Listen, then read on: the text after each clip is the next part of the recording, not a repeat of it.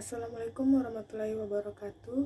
Saya Meuti Angelina Aslokasari, NIM 2022 Sini saya akan menjawab pertanyaan dari materi Bank Internasional. Pertanyaan pertama yaitu bagaimana Bank XYZ dapat membantu ABC dalam mengelola risiko fluktuasi nilai tukar. Bank XYZ dapat membantu ABC dalam mengelola risiko fluktuasi nilai tukar dengan menyediakan produk-produk seperti kontrak berjangka atau opsi valuta asing. Mereka juga dapat memberikan saran tentang strategi lindung nilai yang sesuai dengan kebutuhan dan profil risiko ABC. Yang kedua, instrumen keuangan apa yang bisa digunakan untuk lindung nilai terhadap fluktuasi mata uang? Beberapa instrumen keuangan yang bisa digunakan untuk lindung nilai terhadap fluktuasi mata uang antara lain yaitu kontrak berjangka atau forward contract, opsi valuta asing, swap valuta asing, dan kontrak berjangka berbasis suku bunga.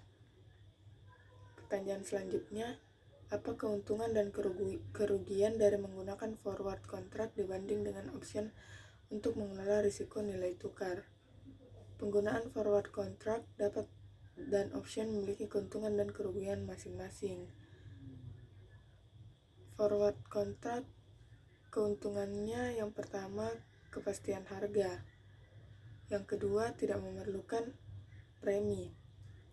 Kerugiannya tidak fleksibel dan tidak ada keuntungan dari perubahan nilai tukar. Sedangkan option keuntungannya fleksibilitas. Kedua, potensi keuntungan tak terbatas. Dan kerugiannya yaitu option biasanya lebih mahal daripada forward contract dan tidak memberikan kepastian harga yang tetap. Soal nomor 2 yaitu apa strategi yang dapat diterapkan oleh ABC dalam manajemen kas di berbagai negara? Beberapa strategi yang dapat diterapkan oleh ABC dalam manajemen kas di berbagai negara yaitu pusatkan manajemen kas, kedua penggunaan teknologi, yang ketiga pengelolaan likuiditas, keempat pengelolaan risiko mata uang, kelima diverifikasi investasi, keenam kebijakan pembayaran, dan ketujuh manajemen pembayaran dan penerimaan. Soal selanjutnya, bagaimana Bank XYZ dapat membantu ABC dalam mengoptimalkan manajemen arus kas global? Bank XYZ dapat membantu ABC dalam mengoptimalkan manajemen arus kas global dengan menyediakan berbagai layanan dan solusi. Yang pertama, pemrosesan pembayaran internasional. Kedua, solusi teknologi finansial. Ketiga, manajemen risiko mata uang. Keempat, layanan likuiditas. Dan yang terakhir, 5, konsultasi dan analisis. Selanjutnya, apa peran teknologi dalam memantau dan mengelola likuiditas secara real-time di seluruh cabang internasional? Peran teknologi dalam memantau dan mengelola likuiditas secara real-time di seluruh cabang internasional sangatlah penting. Yang pertama, platform manajemen kas. Kedua, pemrosesan otomatis. Ketiga, analisis data. Keempat, peringatan dini. Dan yang kelima, konektivitas global. Nomor 3, bagaimana Bank XYZ dapat mendukung ABC dalam pembiayaan proyek ekspansi pabrik di Asia? Bank XYZ dapat mendukung ABC dalam pembiayaan proyek ekspansi pabrik di Asia dengan beberapa cara. Yang pertama, dengan pembiayaan proyek. Yang kedua, konsultasi keuangan. Yang ketiga, pembiayaan berbasis aset.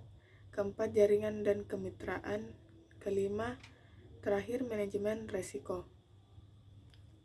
Selanjutnya, apa saja opsi pembiayaan yang tersedia dan bagaimana Bank XYZ bisa membantu memilih opsi yang paling efisien? Opsi yang pertama ada pinjaman bank, kedua obligasi, ketiga modal ventura, keempat pembiayaan likuiditas, dan kelima pembiayaan berbasis aset.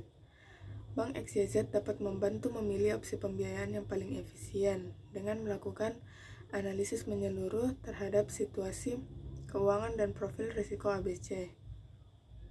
Berikut adalah beberapa cara Bank XYZ yang bisa membantu. Yang pertama, konsultasi keuangan. Kedua, penilaian risiko. Ketiga, pengaturan transaksi. Dan yang keempat, pengembangan solusi custom. Selanjutnya, bagaimana pembiayaan proyek dapat disusun untuk meminimalkan risiko dan biaya. Untuk meminimalkan risiko dan biaya, pembiayaan proyek dapat disusun dengan mempertimbangkan beberapa strategi. Yang pertama, pendanaan yang berimbang. Kedua, pengelolaan risiko mata uang dan suku bunga. Ketiga, struktur pembiayaan yang optimal. Keempat, diverifikasi sumber pembiayaan. Kelima, transparansi dan pengawasan. Keenam, evaluasi kembali secara berkala.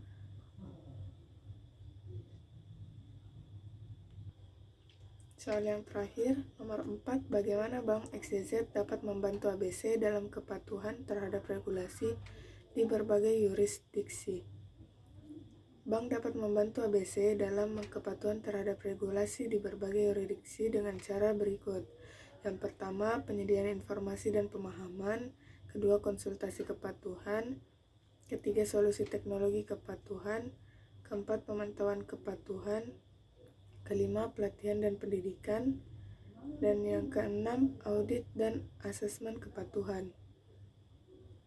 Langkah-langkah apa yang bisa diambil oleh ABC dan Bank XYZ untuk memastikan kepatuhan terhadap regulasi keuangan dan perpajakan. Untuk memastikan kepatuhan terhadap regulasi keuangan dan perpajakan, ABC dan Bank XYZ dapat mengambil langkah-langkah berikut ini. Yang pertama, pemahaman regulasi.